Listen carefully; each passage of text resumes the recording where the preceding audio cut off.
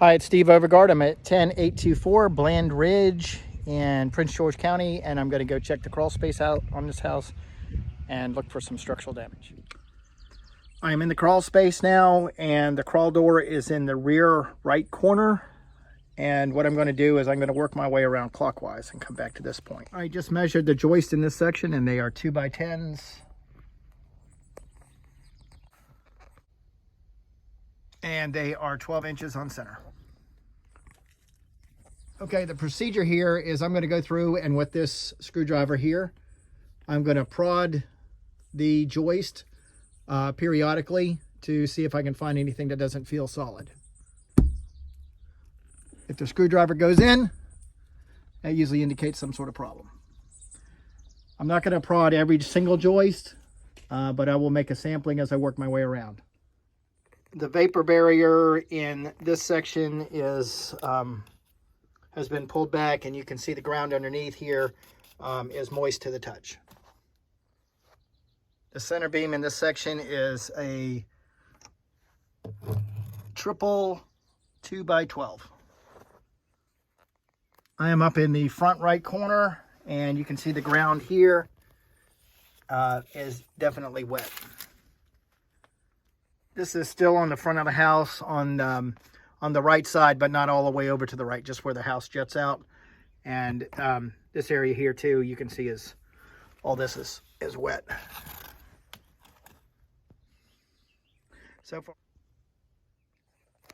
So far, I haven't found any structural issues to be concerned about at all.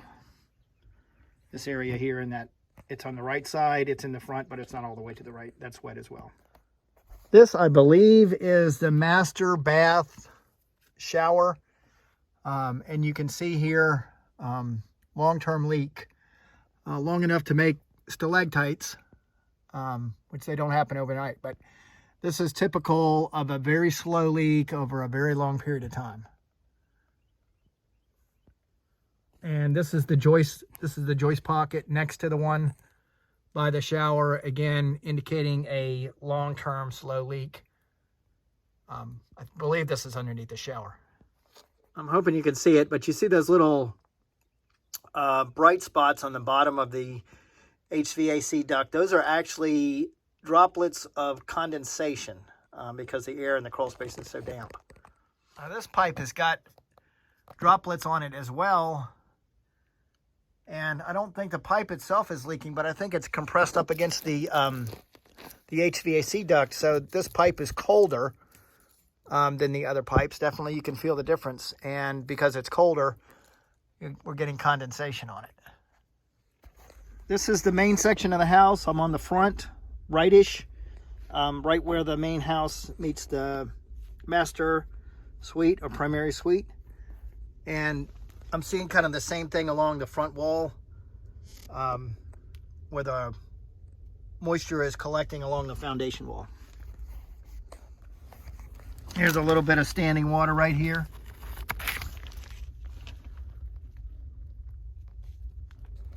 The big front foundation vents are still in the wall, but they've been blocked off with plywood on the outside. At one time they had decorative foundation vents, and then behind it were these metal and screen vents, but they've just been blocked off, so very poor ventilation under here. Okay, this is by the front porch, and the sill plate, that's the very bottom board that the whole house is resting on. I just barely put my screwdriver there and it just went right in. So that is a structural concern right there at the front porch.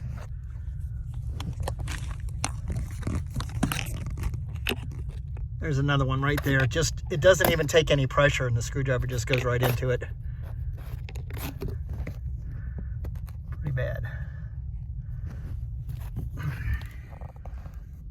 This is an area that was pointed out by the termite guy, pest control guy. This is where the main drain line comes down through. You can see the pipe is below grade, which there's nothing wrong with that, and then it goes through the foundation wall right there.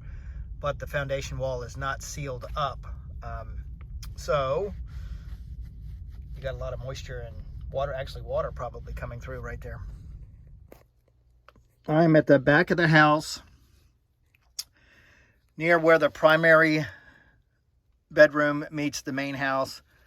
And I saw this wood right here, and I just put my screwdriver in, and it's just rotten. So that joist, definitely, that joist, just as bad. There's a drop of water hanging on it. It is so moist in here.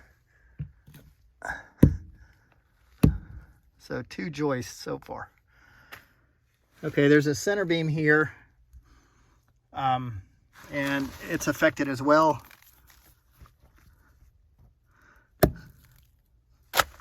Screwdriver just sinks right in.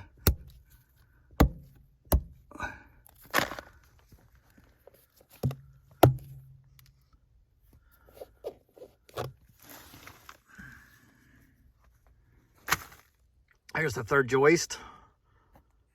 All right, still kind of in the same area, kind of sizing things up. In this area, of course, you have all kinds of wires, all kinds of pipes, both supply and drain lines.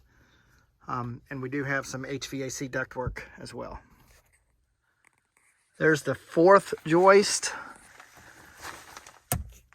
5th joist, 6. All right, looks like 6. 2 by 10 by 16s. Here's something fun. It's a gas line. All right, I'm in the center section of the house now. And the floor joists go side to side instead of front to back. And I've kind of finished that other area. I'm just going to look around in this area here. Looks like there may be a big fireplace or something right here, something masonry.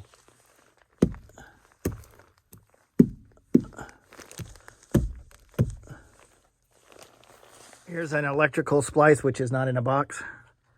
I'm at the very back of the house. The joists are going left to right, and I'm finding that the ground here is wet as well. The foundation vents in this section of the house are partially blocked by the brick veneer wall, so they're not doing much good. All right, I'm on the back left side of the house, and I'm just finding the ground underneath the vapor barrier really wet. The vapor barrier itself is quite a bit deteriorated, and also very moist. Very wet air.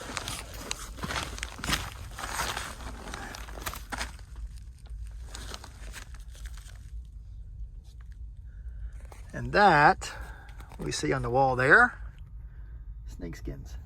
Okay, I'm in the left section of the house, just after leaving the center section.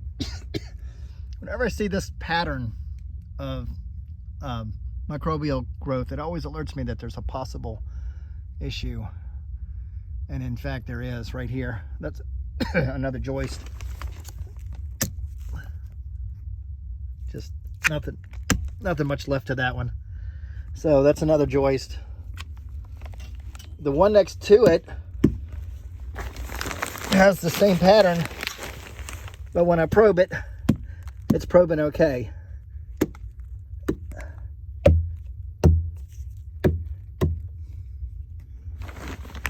Check the one beside it.